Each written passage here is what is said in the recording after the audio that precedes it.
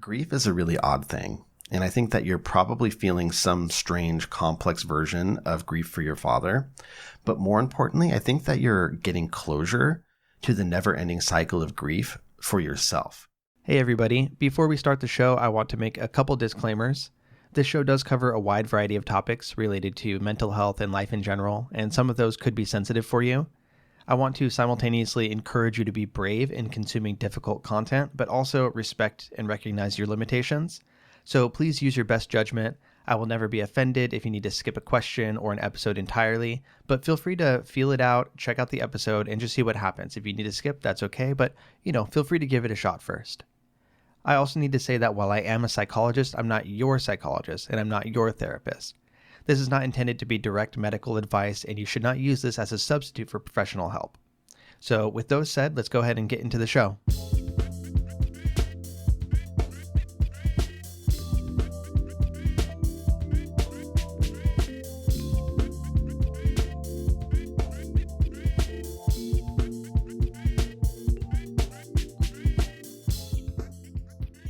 All right. Hello, friends of all varieties. This is the Hardcore Self-Help Podcast, episode 364.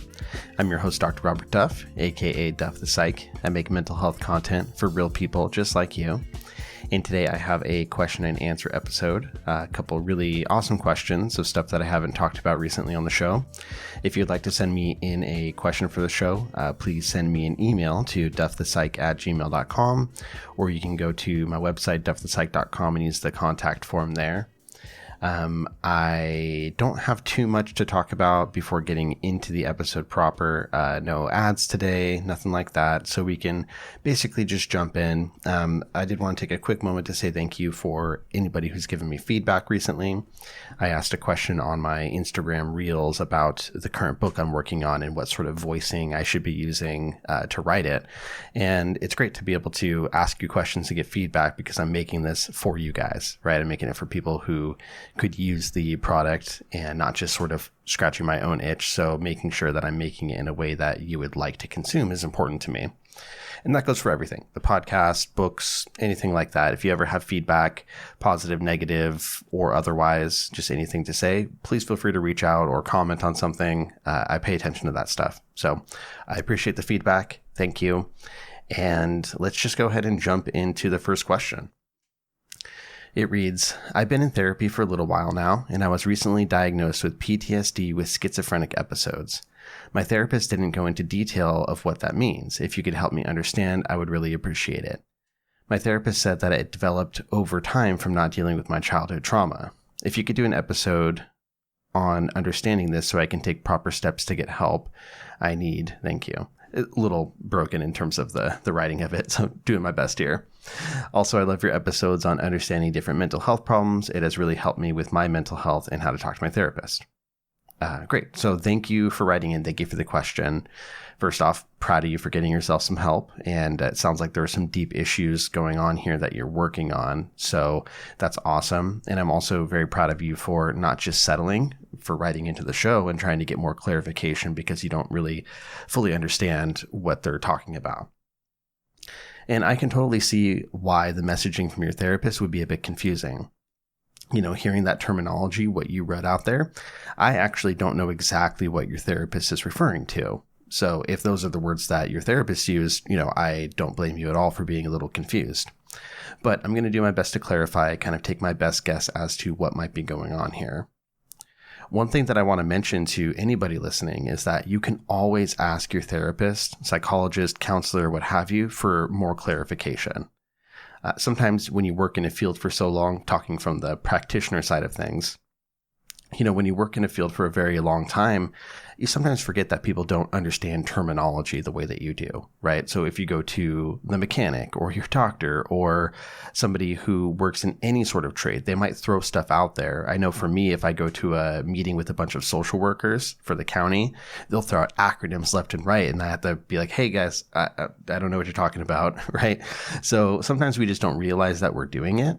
But in the field of psychology in particular, it can be an issue. And that's really part of the reason that I started writing the hardcore self-help series in the first place. Just having information be more approachable and easily understandable, because it can be intimidating. And then if you are actively struggling with mental health difficulties, it can be even more intimidating and even more difficult to understand what the hell somebody who is on the other side of the chair or room is trying to tell you. So I appreciate you writing in about this, and anybody out there, please ask for more clarification if you need it. Try not to just agree with what a therapist says or what they tell you just because you feel like you should understand it. If you don't, you don't. It's okay. No dumb questions. And it's going to be easier for both of you if you are sure that you're on the same page, right? It's hard to work on a problem when you're both approaching it with different understandings of that problem. So for example, when I'm working with people, like for instance, in my testing practice. So say I get somebody who's coming in for testing for whatever issue, but I'm looking through their chart and I see that they have a bipolar diagnosis. I might ask them, I might say, okay, so I'm seeing here, it looks like you've been diagnosed with bipolar. What's your understanding of what that means? Do you agree with that? How does that present for you? Because if they're unsure, we can dig into that a bit. If they know, or if they even disagree, that's important for me to know. But if they're not sure about the criteria or whether they actually have a disorder, I might pull out the criteria. I might pull out the DSM, which is our diagnostic book, and go through it with them and just sort of list them out and talk about it with them to see if it's something that actually fits. So let's do that a bit here. Let's tease apart what your therapist might be saying. So first, I want to go through the DSM criteria for post-traumatic stress disorder. Now, there are a variety of different post-traumatic reactions, different disorders that would fall within that category. But basically, what happens is there's something that happens to you, some sort of violent or extreme event, and because of that, your body and mind react in a certain way, which we refer to as trauma. To be clear, trauma is not the event itself, right? So you can't just look at something and say, oh, that's a trauma. Trauma and the process of being traumatized has to do with the individual. So I could see potentially, like for myself, maybe if I saw an accident where somebody died, which I have before, that's something that wouldn't necessarily traumatize me. But perhaps losing a pet or, something happening to a loved one of mine, that could be something that is more traumatizing. So it's specific to the person. So for post-traumatic stress disorder, which is the most common type of traumatic reaction, what you have is either direct experience to the event that was traumatizing, meaning you witness it yourself, or you can learn that a traumatic event happened to a close family member or friend. As well, they also recognize that trauma can occur for people who are repeatedly exposed to details of traumatic events. So, for instance, first responders like firefighters or EMTs, law enforcement officers, people like that, they can definitely build a traumatic reaction just from their job and from being repeatedly exposed to this sort of thing. So there's a variety of ways that you can actually, have experience with the traumatizing event. And then once you have that exposure, there are a few different symptoms, and I'll go through the different categories here, but they all have different kind of criteria. So the first category is what we call intrusion symptoms. So things that kind of intrude, get in the way of your life. They kind of butt themselves in when they're not welcome. And for these, all you need is one or more of these. Intrusive symptoms can incur recurring or distressing memories of the event, recurrent dreams and nightmares related to the event or the themes of the event, dissociative reactions. Dissociative means a break from reality. So dissociative reactions such as flashbacks. A lot of people describe flashbacks with PTSD, which are really, really vivid re-experiencings of the event. So it feels like it's happening to you again. Intense or prolonged psychological distress at exposure to cues that resemble an aspect of the traumatic event. So this means when you're around something that reminds you of the traumatic event, it's very, very difficult for you to tolerate emotionally. And then similarly, significant physiological reactions to internal or external cues, meaning things happening in your body or things outside in the world that symbolize or resemble an aspect of the event. So those are the intrusive symptoms. You just need to have one of those. You could definitely look this up as well. I know it's hard to kind of internalize when you're just hearing it, but just get the gist of it. And if you need to look up specifics later, you go ahead. And then we have avoidance symptoms. And again, this is just one or more of these. So avoidance of the distressing memories, thoughts, or feelings associated with the traumatic event, and then avoidance of external reminders around these distressing memories or thoughts or feelings associated with the event. And this is what you might think of as triggers, right? So people use the term triggers quite a bit here, but essentially in this context, what it means is something that reminds you of the trauma that happened. I once was in an accident where I was hit by a car while I was riding a bicycle as a kid. And for a while, I had a bit of a trigger where I would have a significant physiological reaction. So going back to those intrusive symptoms, when I smelled like tires. So if somebody braked really hard and I could smell the burning tires, that was something that in my mind got really locked and paired with the event of getting hit by a car. So if I smelled burning rubber, I would have a physiological reaction. My heart rate would elevate and I would feel that sort of dropping out sensation. A good way of explaining this is a lot of people, for instance, when they're driving on the freeway, if you see lights like a cop is behind you, pulling you over, even if they're not, when you see the lights before you figure out what's going on, you usually have a really quick physiological reaction. And that's kind of what I felt, but related to that smell. So triggers, it's kind of a broad term, but it could refer to things that, give you those physiological reactions or things that provide that really, really intense psychological distress. And because of those, you tend to engage in avoidance. So you avoid those reminders, avoid things that arouse those distressing memories, thoughts, feelings, etc. So those ones are pretty, simple to understand, right? The intrusions and the avoidance of those things. Then you have a couple other categories, altered mood and altered reactivity. So for both of these, you need two or more. In the altered mood category, you can have a lot of different things. So one would be an inability to remember aspects of the event. So actually being kind of disconnected, having some degree of amnesia around the event.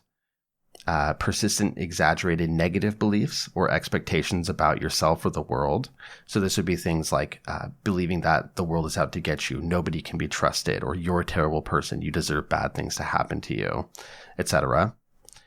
Related to that, you can have distorted cognitions about the cause or consequences of the event, which leads to blame. So saying that you did something to cause it, you deserve the trauma in some sort of way. Persistent negative emotional state, pretty straightforward. Diminished interest in activities, feelings of detachment or estrangement from others. That's a very common one. Not wanting to be around other people and feeling like you're different from other people. And then persistent inability to experience positive emotions. So many people are going to have, a few of those sprinkled in there. And then the last category, and we'll be done with the diagnosis here, but the last category is altered reactivity, and you need two or more of these. So irritable behavior and angry outbursts. That's kind of the stereotypical picture of, if you might think of a war veteran who has PTSD, they might be estranged from other people, feeling detached, which was an altered mood symptom, and then also having that angry outburst or irritable behavior when they do feel threatened or triggered. Additionally, reckless or self-destructive behavior, hypervigilance, which means being keyed up and sort of on alert for danger around you. Exaggerated startle response. So if you hear a balloon pop or a door close really hard or something like that, somebody revs a motorcycle near you, really depends on your particular trauma, but often you'll have a very exaggerated startle response that's out of proportion to what other people are doing and what the stimulus was, whatever sound or whatever thing kind of set you off. And then the last two are problems with concentration and sleep disturbance. So there's a lot of different potential symptoms here, which is why it's important to work with a professional to kind of tease this apart and understand what you're experiencing. And that's just for PTSD, right? That's just the criteria for PTSD. Now, when your therapist said the term schizophrenic episodes, so schizophrenic episodes isn't technically a term that we use. That's not really a technically correct term. I think what they may be saying is that there are symptoms that resemble psychosis happening. So schizophrenia is a specific disorder. Psychosis is an umbrella term that refers to essentially a break from reality. And we have two different types of that. One would be delusions. One would be hallucinations. So schizophrenia is something that typically does have delusions or hallucinations. It's what you would call a psychotic disorder, right? So schizophrenia would cause somebody to experience psychosis. It's the most common form of psychotic disorder, but there are others. You can also have temporary states of psychosis. So like, let's say an elderly person gets a urinary tract infection. They might go into a temporary state of what we call delirium, where they're having psychosis. They're delusional, they're seeing things, they're getting agitated, etc. But that doesn't mean they have schizophrenia. That just means that they're experiencing psychosis for a temporary period. You can also have psychosis from taking certain drugs. There's lots of different things that can lead to psychosis. So psychosis would be more of the correct term to describe that breaking from reality. Schizophrenia is one particular disorder that would cause that. Hopefully that makes sense. I know there's a lot of terminology here. I'm trying to break it down as clearly as I can. So one thing that can happen, and this may be what we're talking about here, is that for certain types of mental health disorders, say severe depression or bipolar, you can experience psychosis when symptoms are elevated. So somebody who's manic, when they have bipolar, when it gets to one far end of the spectrum, you might even see psychotic symptoms like delusions of grandeur or something like that. And then with depression, that can also happen.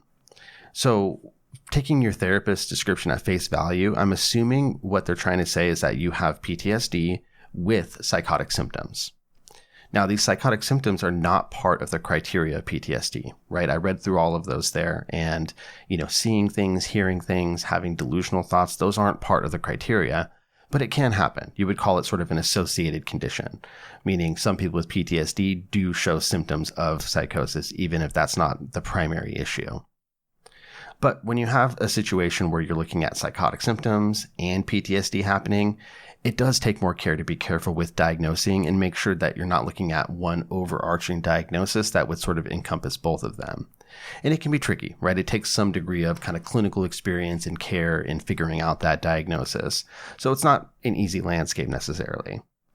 And it can be very hard to figure out exactly what somebody is experiencing because there's also overlap in symptoms. So for example, when we went through the criteria for PTSD, one of the things that I mentioned was dissociative reactions, right? So these are kind of temporary breaks from reality. When you have a very vivid flashback, that can feel a lot like a hallucination because maybe you are experiencing sensory information that is not actually happening there. Maybe you have certain smells or sounds or physical feelings in your body related to the trauma that happened to you, and they're not happening to other people around you. So it can kind of seem like a hallucination, but it's a different thing. It's not a hallucination. It doesn't stay there. It's related to the flashback and that momentary dissociation that we're talking about. And then also, right, you would have some things that could overlap with delusions. I talked about, changes in people's opinions of the world, right? So distorted cognitions or negative beliefs about yourself or the world. So if somebody is very, very hypervigilant and they have the belief that people are out to get them or that the world is against them, that can look a lot like paranoid delusions. But it wouldn't be the same thing. Again, this is complicated, so I don't expect you to be able to tease all this apart by yourself. I'm just trying to add some interpretation to the terms that your therapist use. So when it comes to the potential of having psychosis, delusions, or hallucinations, I would ask your therapist for more clarification to be sure. If you're not experiencing hallucinations, right? If you're not experiencing sensory perception of things that are not there, meaning you're not seeing things, you're not hearing things, you're not smelling things, you're not tasting things that aren't actually there, and you're not experiencing delusional thoughts, which are, beliefs that are a break from other people's reality, then you wouldn't really meet criteria for psychotic symptoms. So I would just ask for more clarification about that. The other part of your question that I wanted to address is the statement your therapist made about how the severity of your traumatic reaction is due to the unresolved trauma from your childhood. And that's an interesting take. I think that trauma can definitely build and compound over time. And there's a variety of ways that can happen. So take the avoidance piece. Avoidance is a huge part of many people's traumatic reactions. We try to avoid things that remind us of the trauma.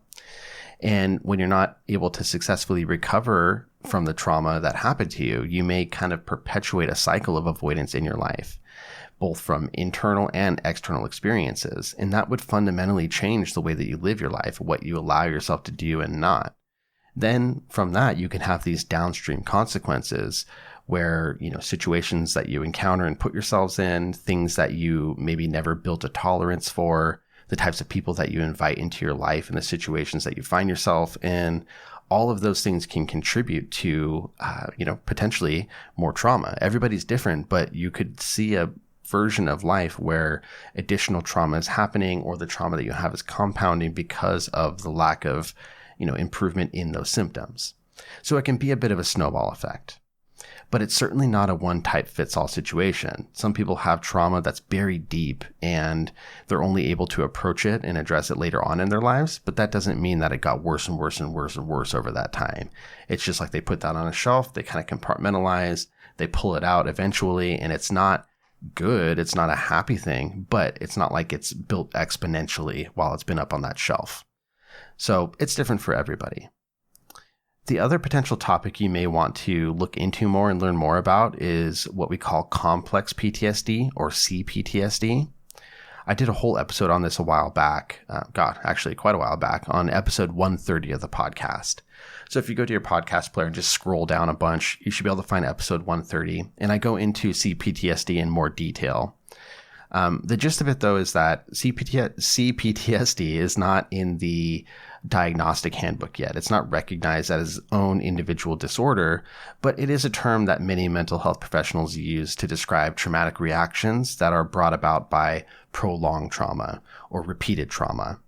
So this is very often during childhood or adolescence. If you were neglected as a child, for instance, that would be a long-term repeated trauma over time. Or if you were in an abusive household, things of that sort, where it's not just one event, like an accident that happened to you. It's a series of events over time that built and built and built.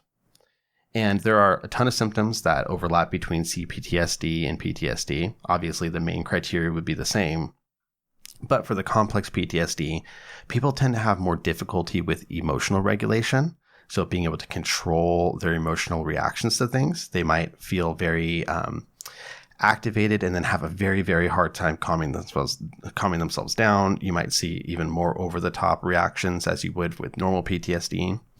The other one is with relationships. And the nature of the relationship difficulty is very often because the prolonged trauma really fundamentally impacts the way in which you experience the world.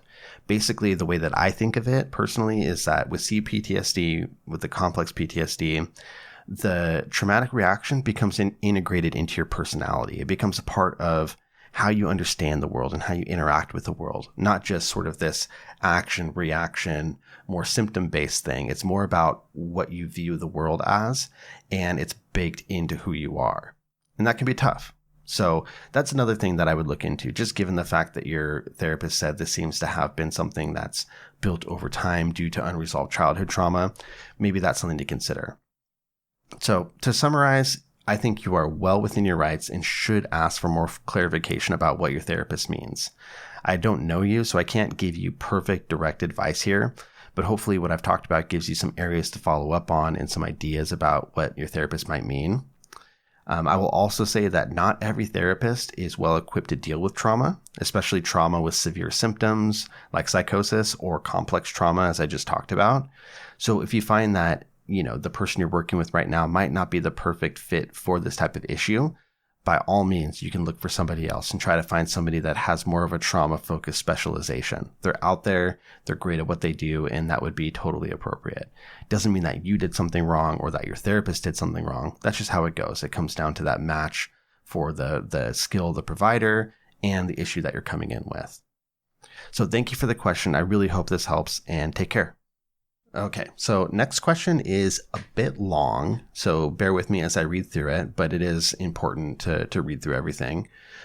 First, they say, hello, as always, thank you for all that you do. I've been listening to your podcast for about 6 years now, and I can honestly say it's helped so much. I've also recommended it to people and even listened to the Fuck Anxiety audiobook with my 12-year-old son, and it helped him a lot.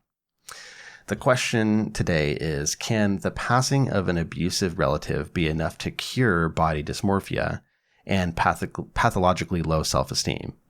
I've always had body dysmorphia. It's extreme to the point where when I looked in the mirror, I would see this wrinkled, obese, troll-looking person. It's been this way since I was a little girl, but it got significantly worse in adulthood. For reference, I am 32. About 6 weeks ago, my father passed away. He was an addict and rejected me in my adult life for the past 15 years or so. When I was young, he would go back and forth between being a decent father and being abusive. I'm conflicted because ever since his funeral, it's like my body dysmorphia is gone completely. I don't understand it, and if you told me that someone waved a magic wand in front of me while I was sleeping, I would believe it. My fundamental understanding used to be that I was a disgusting creature who was unintelligent and a bad person. Now I feel so confident. When I catch my reflection in a mirror, I double check because I feel like I'm seeing someone else, someone very attractive and accomplished and worthy of life. I like to write, and when I read something I've written, I feel proud of it and I want to show it off. How has my self-image changed so much just from the loss of someone I've been estranged from for 15 years? Any advice or thoughts are appreciated. First off, thank you so much. I think it's amazing that you've been listening for 6 years. That's wild. And you shared one of my books with your son, with your teenage son. Well, almost teenage, 12-year-old, which is amazing. I'm so honored to be a presence in your life and kind of along for the ride. So thank you for that. The question itself is a really interesting one. Essentially, what you're asking is whether your long-standing body dysmorphia and low self-esteem could essentially be cured by the passing of your father. It's a complex question, so we'll dive into it. But I first want to say I'm so glad that right now you're feeling confident and special and the way that you deserve. You deserve to have some relief from these symptoms that you've been having for whatever reason. So enjoy that, and I'm really glad that's happening for you. Body dysmorphia is a symptom, and then there's also body dysmorphic disorder, which is obviously a mental health disorder that involves body dysmorphia.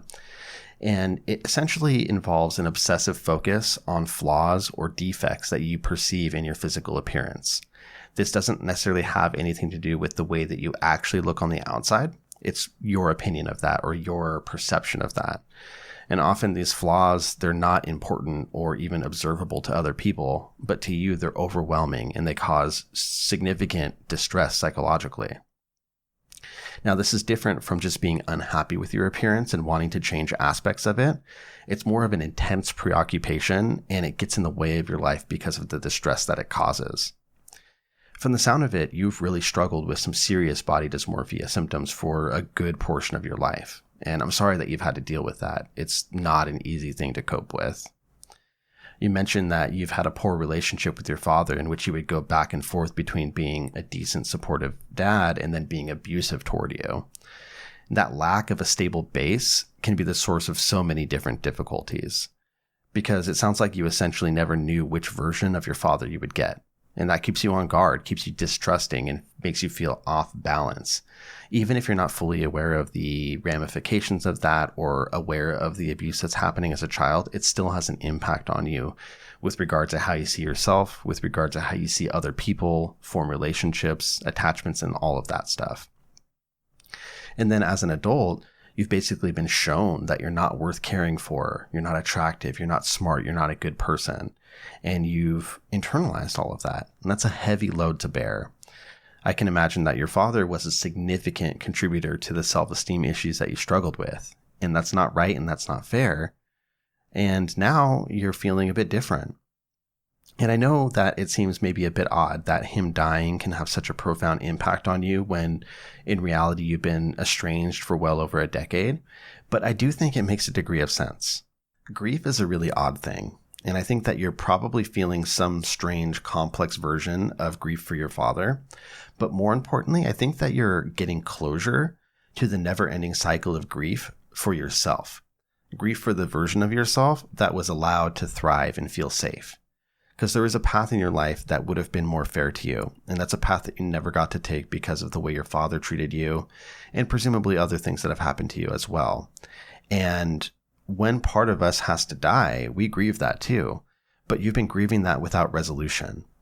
And so even if your father hasn't been present in your life for a number of years, it may still have felt like there's a piece of him inside you, judging you, criticizing, and him dying may have been a necessary type of closure that you needed to really fully process and integrate and come out the other side of the grief for your own self.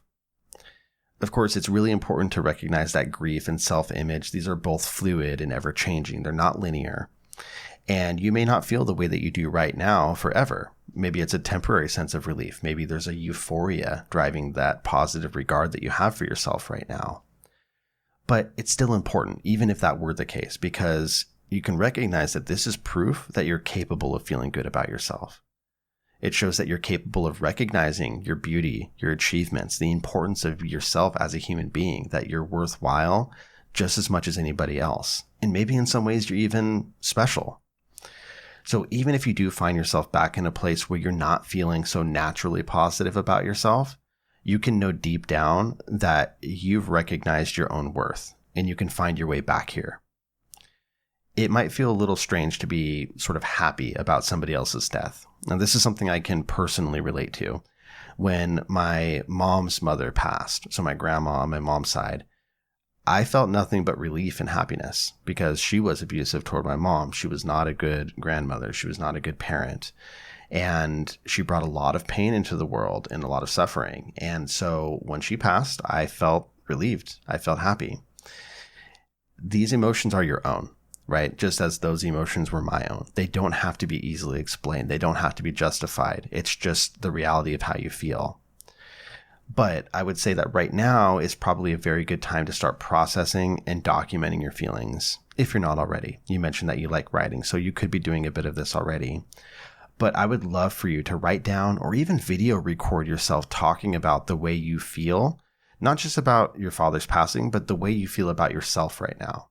So the stuff you wrote in the question is a good starting point, right? Describing how it feels to look in the mirror, describing the opinion you have of yourself, describing the ways in which you find that you're worthy and special and important and beautiful. And the point would be to capture this snapshot of confidence and self-esteem so that you can reference it later on if you ever need to in the future. Of course, you also may have kind of a lot going on internally too, unanswered questions, mixed feelings, maybe even fear or anxiety about what this means for you. So it would be a really good time for you to be processing this through journaling. It would also be an amazing time for you to link up with a therapist and explore these issues. And you have a really interesting opportunity here because rather than coming into therapy with serious emotional symptoms, kind of emotional bleeding that needs to be immediately addressed, you're coming into it with curiosity and a desire to dig deeper into your feelings that you have right now. So the way I see this is as an opportunity to capitalize on how you feel right now. I'm not sure if it's naturally going to stay the same on its own. It could. This could be, like I said, just the end of that grief cycle for yourself and you've come out the other side and it's just growth and getting better from here. But maybe it's not. And it wouldn't hurt to use this boost that you have right now to dig deep, to investigate your own feelings. And all of that is with the hope of creating even more enduring change for yourself. Right? You're in a good spot. You are having your eyes open. You're recognizing your worth. So let's kind of lock that in through your own efforts. And then hopefully, regardless of whatever temporary state might happen, you're going to still be able to live with that. And that's something you're going to take with you.